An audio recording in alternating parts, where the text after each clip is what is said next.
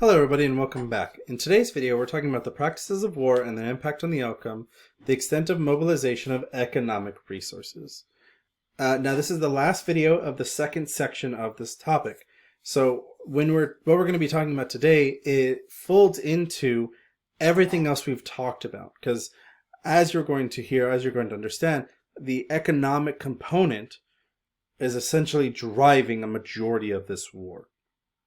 So just some refreshers. When we're talking about impact of the development, we're talking about a new and refined product. When we're talking about mobilization, we're referring to the action of a country or its government preparing and organizing troops for active service. In order to activate those troops, you need to pay them. You need to have the resources to support them. You need to be able to give them food, be able to give them guns and ammunition, all of which comes down to economics. So mobilization is two in the same when it comes to mobilization. Now lastly, when we're talking about economic resources, we're referring to actors of production resources or inputs are what is being used to produce any sort of outcome. As you can see here, a great example of this is recruitment campaigns to turn precious metals into bonds that you can buy for other things. So you bring in your silver, you can essentially help the government pay for more bullets. So let's dive right into this. When we're talking about economics, we have to look at it from the two different sides, because both sides had two very different perspectives and philosophies when it came to economics. So let's look at the Triple Entente. Now the Triple Entente, just as a reminder, is Britain, France, Russia, and eventually the United States. Now, if you remember back in the causes, the Triple Entente have come together not as friends, not as defenders of each other, but rather to protect each other's monetary interests, to protect each other's economies. So they're not necessarily going to protect each other because it's for the good of how they feel. It's ultimately focusing on protecting each other so that they don't have to compete with each other like Germany and Austria-Hungary is trying to do. So because of this, everything is motivated for the Triple Entente by money. In order to make sure we win this war, we need to spend just the right amount of money to ensure that we can defeat the opposing enemy. Which is why, I don't know if you noticed this, but during the technological videos, Germany was spearheading most of the technological developments. And this is largely due to the fact that Britain and France were reactionary because they were not thinking of developing these types of weapons in an effort to preserve money. And a large part of this comes down to the preservation of their empire, preservation of their economies, but also they knew they would have a massive loss of workers. Because at the end of the day, soldiers are workers. These men, no matter what their class was, no matter where they were in society, they are producing and have monetary value to the government. So when they are gone, that monetary value is nearly permanently lost. So because of this, a lot of Britain and France's focus and philosophy is to prevent as much of that loss as possible in order to maintain their profits and maintain their empire. Now, what's really interesting about this is because Britain and France lost all of their workers because they're being tied up, they're losing a lot of the production and monetary value that they can get. They start depending on somebody who is unaffected by this war and is more than happy to produce bullets, bandages, bombs, and everything that they need for the war. That being the United States. The United States was the premier war profiteers of World War I.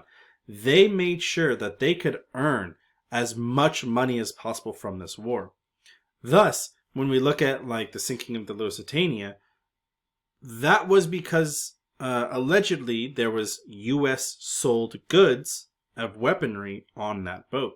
When we look at the blockades of Britain and France by Germany, they're all targeting U.S. ships because those U.S. ships are selling weapons to their enemy. And the U.S. is making lots of money off of this. They are making unbelievably amount of money from this. From 1914 to 1916, it is nearly pure profits for the United States because they can just rake in as much as possible. And because of that, the war economy that gets created in the United States is mirrored when the US starts telling Britain and France, hey, there are certain actions you can do to help support the war.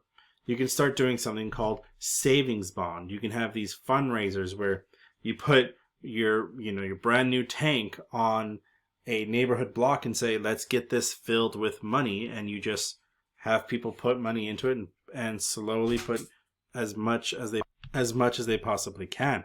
And this is really smart because at the end of the day, all the money that the British are raising, all the money that the French are raising is going into the pockets of the United States, because the United States, through isolationism, but also through fresh off from a war with Mexico, are gaining and earning so much money from these countries. So it only makes sense that the United States would try to stay out as much as possible until things get really close and dangerous to them. Which is why we're going to see at the end of the war that the United States is the powerhouse that it is economically. So that's the Triple Entente. But what about the Triple Alliance? Well, the Triple Alliance, which again is Germany, Austria-Hungary, Italy at one point, and the Ottoman Empire, they are solely focused on the fact that they don't have a big empire. They don't have a massive economy like Britain and France. They don't have an ally like the United States who can just crank out weaponry for them. So instead, they have to rely on blockades. They have to rely on trying to isolate Europe from the United States, trying to isolate the enemies from their suppliers. If Germany could do this, they can make as much money as possible. Now, even though the Triple Entente had the United States who can produce goods from them, the Triple Alliance had a massive ally. They had the Ottoman Empire. Now, the Ottoman Empire was so important to Germany and Austria-Hungary because that is where they got all of their resources in terms of oil, in terms of goods, in terms of food. Everything was coming through the Ottoman Empire. So much so that Germany tried to create what's called the 7B train, which is this bullet point right here, the 7B train. And this train was essentially going to go through 7B cities to have a direct line between Berlin and the Ottoman Empire. So it'd go from Berlin to the capital of the Ottoman Empire, Baghdad. And this is a diagram of the 7B train. It would follow along here, going through the heart of Germany, through the heart of Austria-Hungary, through the allies of Romania and Bulgaria, through the capital of Turkey, and then going further south to Baghdad, where there's oil and resources that they could get. This was a really good, but also double-edged sword for the Triple Alliance. Because at any point, if this rail line gets disrupted, gets bombed, gets destroyed, there's going to be some big issues, which is why it wasn't set up anywhere near the front lines in the west, nor the front lines in the east. It was right through the main capital. It only got dangerous right in this area here, where it was close enough to two enemies, with Serbia and what will eventually become Romania.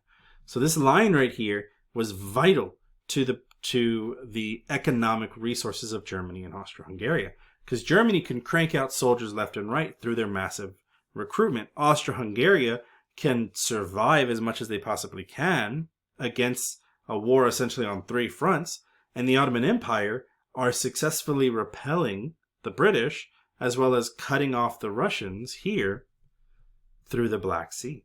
So this 7B train essentially gave the Triple Alliance a solid form of economic resources, but it is a train. It is hard to maintain. It is cost effective. Sorry, it is not cost effective.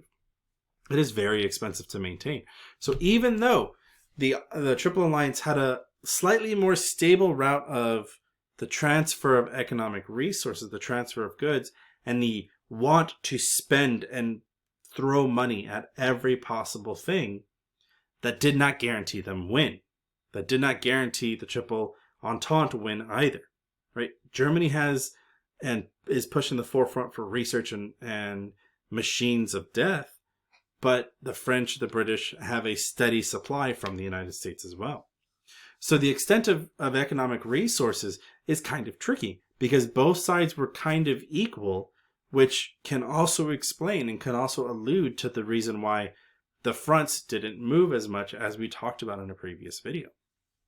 So when we're thinking about economic resources, it's a really big kind of in the middle answer. There's no full no and there's no full yes. It's kind of in between depending on the way you are looking at it.